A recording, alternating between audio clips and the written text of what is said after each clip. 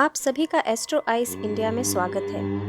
अब तक हमने अपने पहले वीडियोस के द्वारा यह जान लिया है कि सभी ग्रहों के अपने कुछ विशेष गुण होते हैं और सभी ग्रह मनुष्य के जीवन पर अपना प्रभाव डालते हैं। अगर आपने हमारे पहले वीडियोस नहीं देखे हैं तो आप सभी उन्हें ज़रूर देखें, लेकिन इस वीडियो को पूरा देखने के बाद, क्योंकि आज हम बात करेंगे राहु ग्रह और उनके कुछ खास सरल और अचूक उपायों के बारे में, जिससे हम राहु ग्रह के अशुभ प्रभाव से खुद को बचा सकते हैं। किसी की भी जन्म कुंडली में राहु एक ऐसा ग्रह है जिसका नाम सुनते ही सभी लोग डर जाते हैं, और हो भी क्यों ना, क्योंकि ज्योतिष शास्त्र में राहु को एक क्रूर ग्रह बताया गया है, जिसके अशुभ होने पर व्यक्ति को जीवन में कई कठिनाइयों का सामना करना पड़ता है। लेकिन यदि राहु कुंडली में शुभ है तो ये अच्छे परिणाम भी देता है। ब्रह्मांड में इसका कोई भी अपना फिजिकल शेप या स्टेटस नहीं है, इसलिए ज्योतिष में राहु को छाया ग्रह माना जाता है। राहु ग्रह को किसी भी राशि का स्वामित्व प्राप्त नहीं है। इसे इंग्लिश में नॉर्थ नोड भी कहते हैं। यह ग्रह किसी भी कुंडली में बहुत बलवान और प्रभावी माना जाता है, क्योंकि यह ग्रह किसी भी ग्रह के शुभ प्रभाव को कम या समाप्त कर सकता है, या यूं कहें कि उस पर ग्रहण लगा सकता है।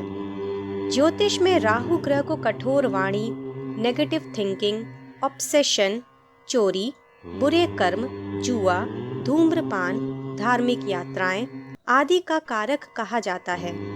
राहु को परिवर्तन और दुर्घटनाओं का भी कारक माना जाता है। ऐसा जरूरी नहीं है कि सभी घटनाएं अशुभ हों, कुछ घटनाएं शुभ भी होती हैं। राहु शुभ है या अशुभ, यह हम कैसे जानेंगे? कौन से ऐसे लक्षण हैं जिससे हमें पता चले कि हमारे ऊपर राहु का अशुभ प्रभाव हो रहा है? आइए जाने कुछ ऐसे ही लक्षण। जिन जातकों का राहु अशुभ होता है, उनके अंदर बहुत ही ज्यादा नेगेटिव थिंकिंग आने लगती है। उनकी याददाश्त कमजोर हो जाती है, उनको अपने गुस्से पर नियंत्रण नहीं रहता है और वे अकारण ही अनेक व्यक्तियों से लड़ाई कर बैठते हैं। उनका मानसिक तनाव बढ़ने लगता है और एक भय की स्थिति उत्पन्न हो जाती है। शत्रुओं की संख्या बढ़ने लगती है, आर्थिक नुकसान होने लगता है, उनमें धोखा देने की प्रवृत्ति उत्पन्न हो जाती है। वे धूम्रपान करने लगते हैं या उनके साथ रहने लगते हैं जो निरंतर धूम्रपान करते हैं। मार्ग भटकने की स्थिति भी सामने आती है। व्यक्ति से कोई आवश्यक चीज खो जाती है। इसके अलावा कई और ऐसे लक्षण हैं, जैसे अगर आपको खाना खाते समय मुंह में अक्सर कंकड़ या बाल आए, बहुत ही ज्यादा सर्वाइकल या बैक पेन से आप पीड़ित हों, या आप किसी भी चीज को लेके ऑब्सेस्ड हो गए हों कि मुझे बस ये चीज चाहिए और किसी भी कीमत पर चाहिए, तो समझ जाइए कि आप पर राहु का प्रभाव है और आपको राहु का कुछ उपाय जरूर करना है। तो आइए अब जानते हैं राहु के दुष्प्रभाव से हम कैसे बच सकते हैं। यहाँ हमें फिर से यह बात याद रखनी चाहिए कि किसी भी फाइनल डिसीजन पर पहुँचने से पहले किसी भी कुंडली का कंप्लीट एनालिसिस तथा ग्रहों के योग को देखना आवश्यक होता है। फिर भी कुछ ऐसे उपाय हैं जिससे हम अपने स्वभाव में बदलाव लाकर मंत्र, शक्ति या दान को उसमें शामिल कर हम राहु के प्रभाव को कम कर सकते हैं। अगर व्यवहार की बात करें तो हमें अपनी सोच बदलनी होगी, पॉजिटिव सोचने की आदत डालनी होगी।